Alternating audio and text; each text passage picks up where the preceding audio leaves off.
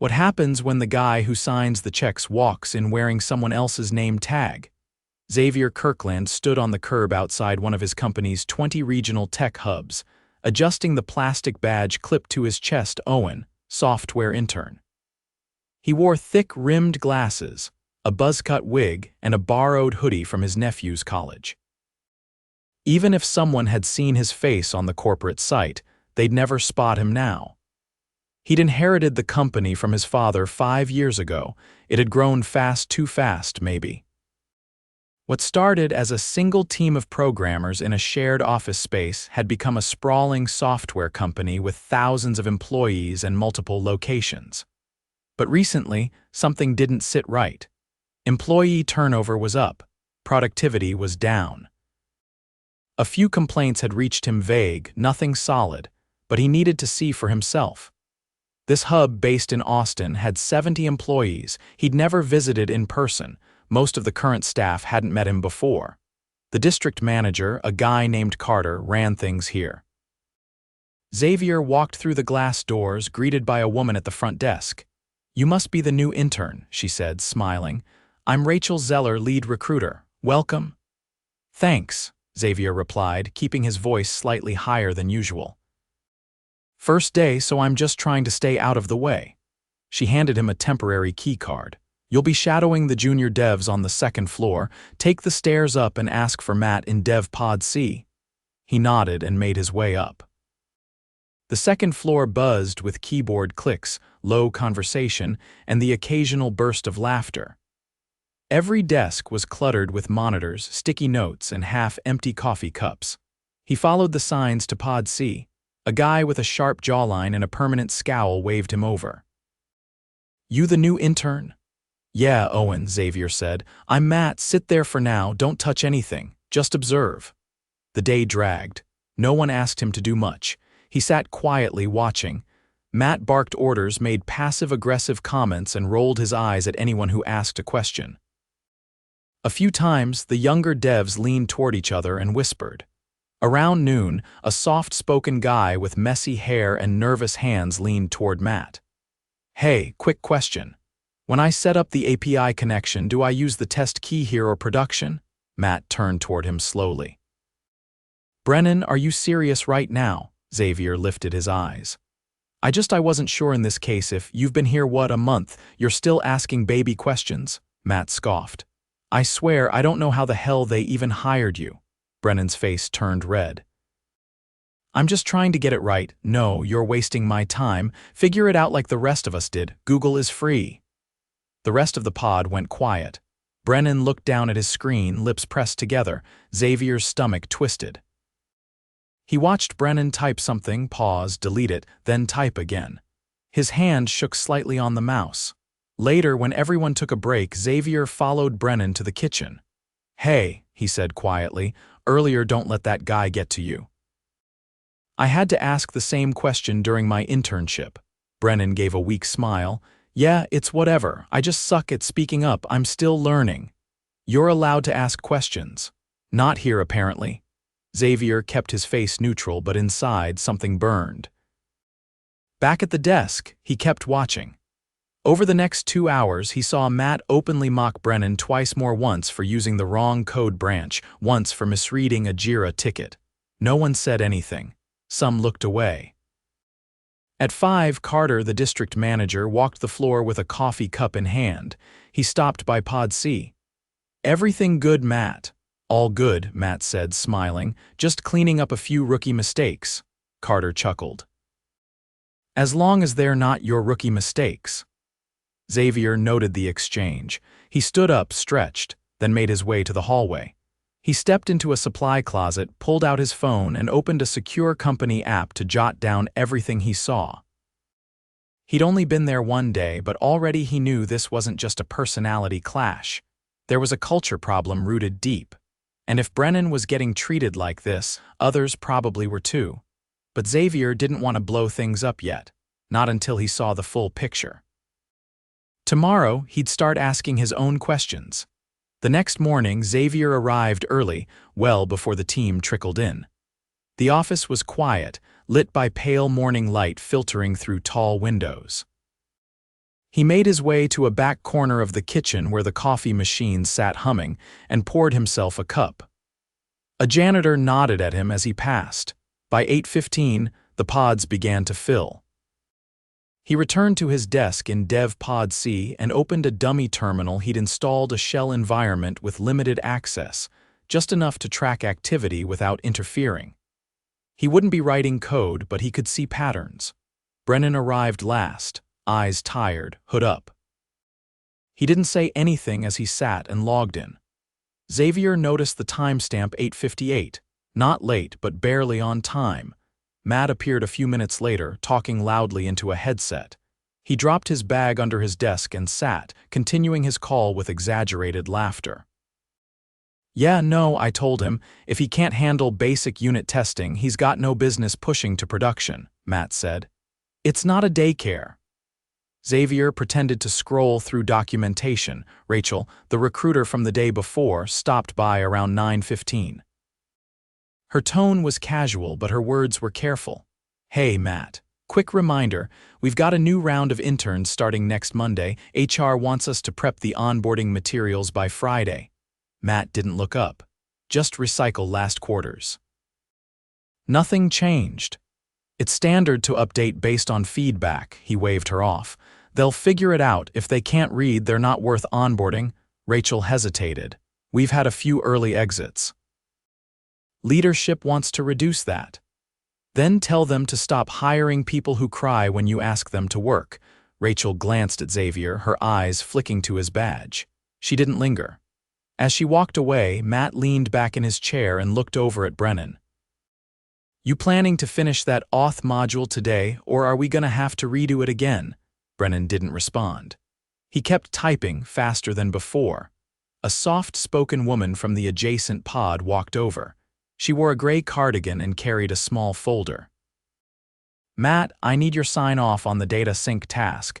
You said it was approved, but Jira shows it's still pending." He didn't look up.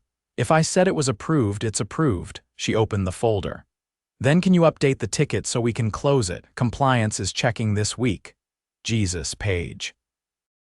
"You think I have time to babysit Jira? You've got hands, use them." "I don't have admin access," he scoffed.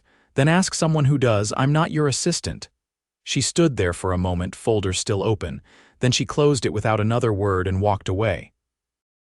Xavier watched her go, her shoulders slightly hunched. At lunch, he found her by the vending machines near the eastern stairwell, far from the kitchen. "You're Paige, right?" he asked. "Yeah, you're the intern," he nodded. "Owen." She gave a polite smile and reached for her granola bar. "Does Matt always talk to people like that?" Her expression tightened. "Depends who's around. Carter likes him so." "So it goes unchecked," she shrugged. "It's not new. I've submitted 2 internal reports in the past 6 months. HR thanked me for my feedback and marked the case closed." Xavier frowned. "And nothing changed, nothing visible," she said quietly. "A few weeks later, I stopped getting invited to planning meetings. Retaliation. I can't prove it." She looked at her watch. "They cut my project lead hours after the second report, said it was a departmental restructure. I'm still here, still coding, but I don't speak up anymore." Xavier felt a pit form in his stomach. "How long have you been here?" 4 years. "I transferred from the San Diego office when this one opened." He nodded slowly. "Thanks for telling me." She gave a small wave and returned to her desk. Back at Pod C, Xavier sat quietly as Matt launched into another loud conversation. He bragged about staying out late the night before, mentioned how he hadn't written a single line of code all week and still ran this place better than half the VPs. No one laughed. No one challenged him. At 2:30, Brennan stood up and walked quickly toward the bathroom, one hand over his mouth. He didn't return for almost 15 minutes. When he did, his eyes were red. Matt didn't notice. He was in the middle of a back and forth with Carter by the elevators. "Those 2 offshore guys are dragging delivery. If we cut one, I can pick up the slack." Carter leaned against the wall. "I'm already pushing the finance team to freeze hiring next quarter. If you can handle more, I'll make a note." "I've already been handling more." "You just haven't seen it. Keep it up. I'll talk to HQ about that bonus bump." Xavier's jaw clenched. He turned to Brennan. "You okay?" he asked quietly. Brennan nodded too fast. "I'm fine, just tired." "You don't have to be. I do if I want to stay." Xavier looked at his screen. His code was clean, well-structured, the kind of work that took hours of focus. "Do you feel like you're learning anything here, from the job?" "Yeah, from the team," he paused. "Not really." "Anyone ever mentor you?" I tried asking Matt. "Once." He said mentorship is for people with time to waste. Xavier leaned back. "And HR?" "They sent me a link to some training videos, said I should talk to my lead." Xavier didn't speak. He watched as Brennan turned back to his monitor and resumed typing, fingers trembling slightly. That night, Xavier sent a private message to his executive assistant from a secure channel. He requested access to all HR complaints filed at the Austin office in the past 12 months, anonymized, but with department and resolution status. He added a note: "Flag all entries that mention retaliation or lack of action." By morning, the report was in his inbox. 9 complaints had been filed from this location in the last year. 7 were against Matt K., 4 involved Paige. 2 involved new hires who had since quit. Every complaint had been marked resolved. None included disciplinary action. Xavier stared at the screen. His father used to say, "1 complaint is a fire alarm, 2 is a burning floor." He stood, walked to the glass conference room, and closed the door behind him. He dialed a number. "Rachel." "It's Owen. Can you meet me in 5? She arrived a few minutes later, looking cautious. "I need to ask you something off the record," Xavier said. She sat down. "All right. Have you ever escalated a complaint about Matt to Carter directly?" "I have." "What happened?" "He told me Matt was abrasive but brilliant, said the team needed strong personalities." "Did he ever follow up?" "No." "I stopped bringing things to him after that. Who else knows? People talk, but no one wants to lose their job." Xavier exhaled slowly. "Thank you for being honest." She stood. "Look, I've worked under difficult managers, but what's happening here, it's different. Brennan's not the only one who's been pushed out. He's just the one who hasn't quit yet." She left the room. Xavier sat alone for 5 minutes, every muscle in his body tense. He stood, walked back onto the floor, and called out, "Matt." Matt turned, surprised, Carter's office. Now, Carter looked up as they entered. "Something going on." Xavier closed the door, pulled off his glasses, and took off the name tag. "I'm not Owen. My name is Xavier Kirkland. I own this company." Carter's face drained of color. Matt blinked. "I've been here for 2 days. I've seen enough." Matt opened his mouth, but Xavier raised a hand. "You've mocked new hires, refused mentorship, ignored process, and created a toxic environment that's driven out multiple employees. You've done it openly, and you've done it with the district manager watching." Carter spoke. "We didn't know." "Yes, you did," Xavier said sharply. "You knew, you rewarded it." He turned to Matt. "As of this moment, you are no longer employed here. Your access ends now. Security will escort you out." Matt started to protest. "You're making a mistake." Xavier didn't flinch. "The mistake was letting you stay this long." He looked at Carter. "You're being placed on administrative leave pending a full investigation. You'll be contacted by HR by end of day." Carter sat back, stunned. Xavier stepped into the hallway and addressed the floor. "My name is Xavier Kirkland. I've been working here the last 2 days under a different name. I've seen how things have been run.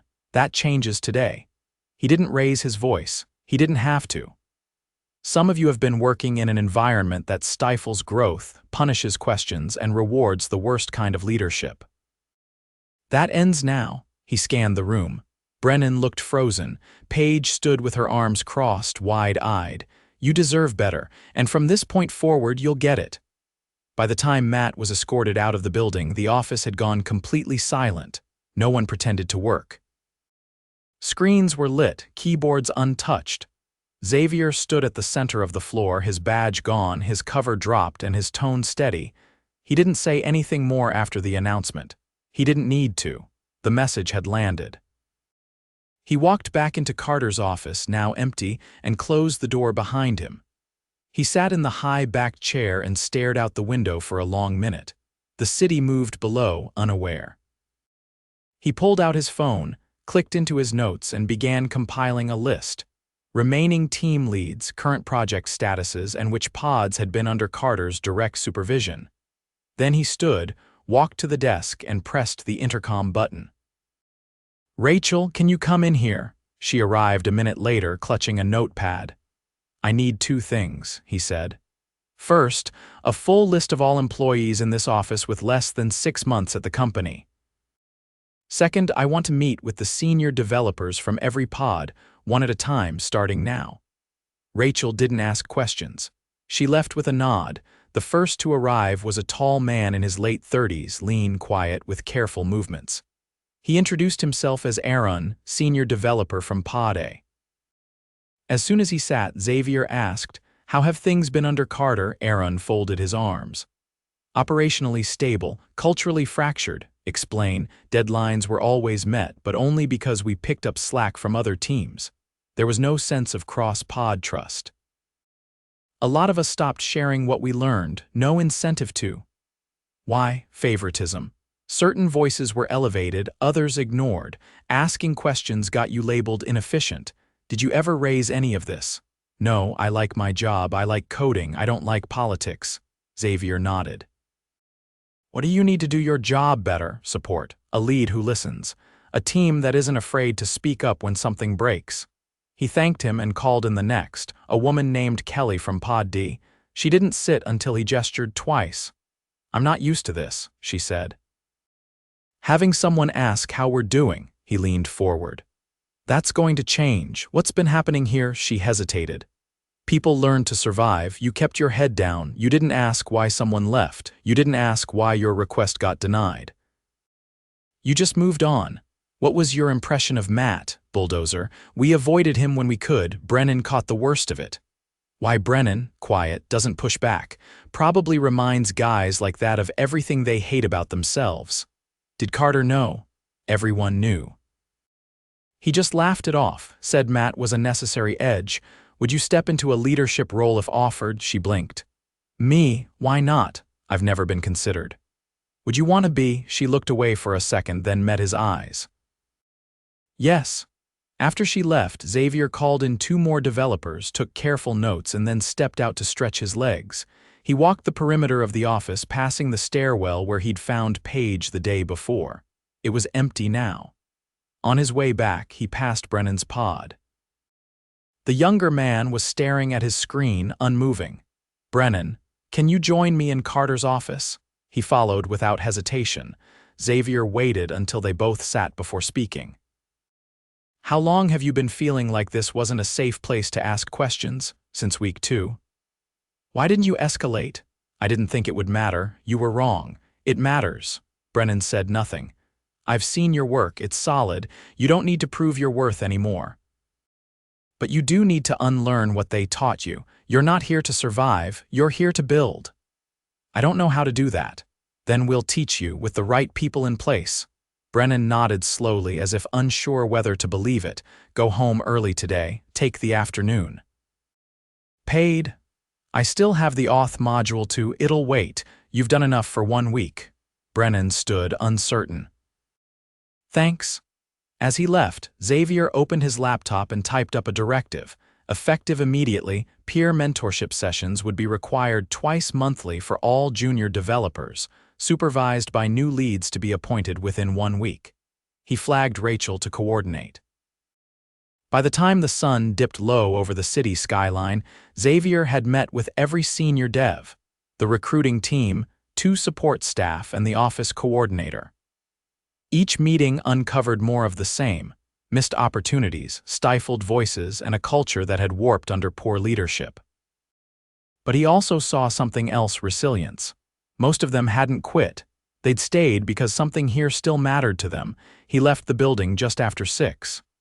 The air outside was warm, thick with the scent of pavement and budding trees. He walked 2 blocks before calling his chief operating officer. "You're going to get a report from me tonight," he said. "It's not going to be pretty, but we're going to fix it." The next morning, he returned without disguise. No hoodie, no fake badge. Just a plain navy shirt and his own name clipped to his belt. People watched him as he entered, but no one said anything until he stopped at the middle of the floor. "I want 10 minutes, he said. Everyone turned. "I know most of you didn't expect this. I didn't either. I came here thinking I'd find a few small issues. What I found instead was a culture that punished curiosity and rewarded the worst kind of leadership. That ends now." He let silence settle before continuing. "I've met with your coworkers. I've read your reports. I've seen the patterns. And I want to be very clear. If you ever feel unsafe, unheard, or unsupported, you now have a direct line to my desk. Rachel will be managing that process." He gestured toward her. She stood near the front, arms at her side, steady. "Effective immediately, new leadership will be appointed. Paige, Aaron, and Kelly will be stepping into interim lead roles. They've agreed to help restructure the mentorship program and rebuild the bridges that were burned here. I've given them full support." There was a visible reaction. Paige's eyes went wide. Kelly looked stunned. Neither had been told in advance. He turned to Brennan. "You've been assigned a new mentor, not because you need to be fixed, but because you deserve to be invested in." Then, to the rest. "And for those who have been waiting to be asked what you need, consider this your invitation. You'll each receive a confidential survey today. Fill it out, be honest. Change starts with truth." He paused, then added, "This isn't a speech, it's a beginning." He stepped away. The floor was quiet but not heavy, a different weight now, one that felt like doors opening. Back in Carter's old office, he sat behind the desk and looked out at the floor. Paige was already gathering her team. Aaron was reviewing a whiteboard with 2 analysts. Kelly was pointing at a shared screen, her voice calm but clear. He picked up the phone, dialed HQ. "Send an HR investigator here tomorrow, unannounced. I want a full review of all operations, data handling, team structures, everything." He hung up, then opened his laptop and drafted a memo. "Austin office restructuring begins." It would go out company-wide by end of day. As he typed, Rachel stepped in. "You made a lot of people feel seen today," she said. He didn't look up. "They should have been seen a long time ago," she lingered. "You know they're going to talk about this for a while. Let them," he said. "They should." Then he closed the laptop and stood. There was still work to do. But for the first time in a long while, it felt like the right kind.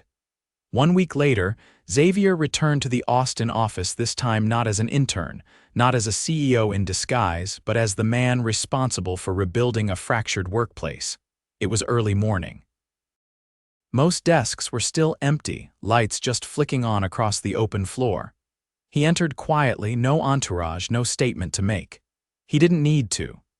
The real work had already begun. The HR investigation, launched quietly after his return to headquarters, had concluded the day before.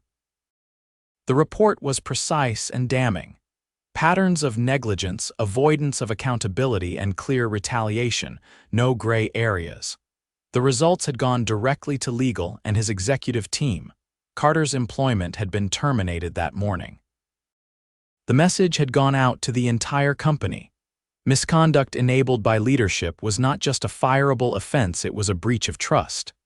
Now, Xavier stood by the large whiteboard that had once been ignored in favor of private Slack messages and whispered complaints. He started writing. A list of new initiatives broken down by week, with specific owners and review dates tagged next to each. When Rachel arrived, she paused at the doorway. "You're early," she said. Couldn't stay away. She walked over, glanced at the whiteboard. "You're assigning yourself to the culture audit check-ins." "I started this. I need to finish it," Rachel nodded. "We've got a candidate for Kelly's second in command. Came through internal referral, quiet but sharp. Former Navy systems analyst. Set up a meeting for Monday." Face to face.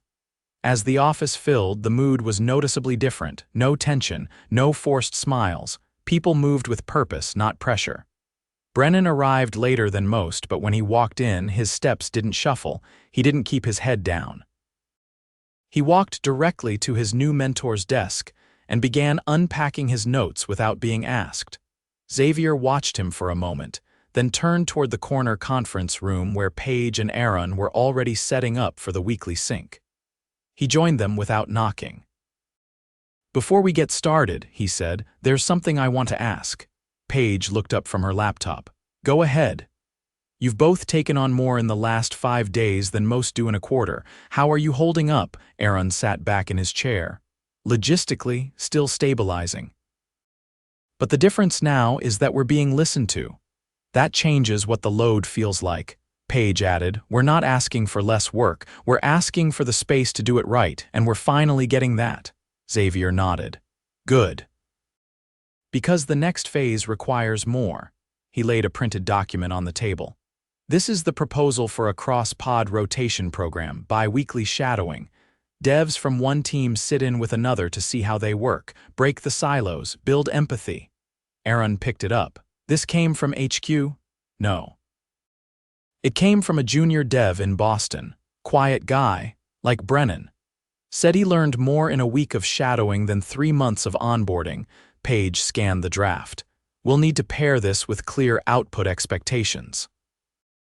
Otherwise, someone's going to call it a distraction. Then we adjust the metrics, Xavier said. I'll sign off on it myself. The meeting that followed wasn't ceremonial, it was tactical. They reviewed project timelines, reallocated resources, and brought in one of the support engineers to troubleshoot a deployment bottleneck. No one deferred out of fear. No one held back. Afterward, Xavier stepped into the hallway and found Kelly reviewing a training module with 2 interns. She was explaining the difference between test coverage metrics and actual code quality, her tone firm but encouraging. He waited until she finished before stepping in. How's the new onboarding format working? Better than expected, she said. We're giving new hires real scenarios instead of hypothetical exercises. They're responding. Any friction? Not yet. But we'll hit it when someone's ego gets bruised. That's when we find out if this sticks. Let me know when that day comes. I want to be here. He turned to leave, but she stopped him. The kid from support, the one who flagged the auth module delay, he's good, you should talk to him. Name, Edwin, works quiet, doesn't miss details. Xavier made a note. Thanks. In the afternoon, he sat down with the legal team over video call to finalize the policy changes triggered by the investigation. The language was clear. Any retaliation, overt or passive, would be grounds for immediate termination. No warnings, no coaching plans. The document would be distributed company-wide before the weekend. By late afternoon, the office had settled into a steady rhythm. Conversations were low but engaged. Screens showed active work, not distractions. No one was watching the clock. Xavier stood by the windows, arms crossed, watching the city pulse beyond the glass when Rachel approached again. There's someone here to see you. Said you told him Monday, but he came early. Behind her, a man stepped forward, mid-30s, posture straight, eyes scanning the room with practiced efficiency. You're the Navy systems guy? Xavier asked. Yes, sir. Name's Malik. No need for sir, come with me. They stepped into a smaller huddle room. Xavier gestured to the chair. You came early, most people don't. I like to see how a place breathes before I walk into it. You see anything that concerns you? Malik glanced through the glass wall. Not yet, but I saw a kid in the kitchen who looked like he hadn't logged off in days. That concerns me. Xavier tilted his head. Describe him. Tall, glasses, eating trail mix out of a zip bag, had the look of someone debugging in his head while chewing. Brennan. Malik nodded. He's the reason you're doing all this, one of them. I'd like to work with him. You're not here to supervise him, I know. I'm here to make sure he doesn't burn out before he realizes he's worth something. Xavier stood. You're hired. Orientation starts Thursday.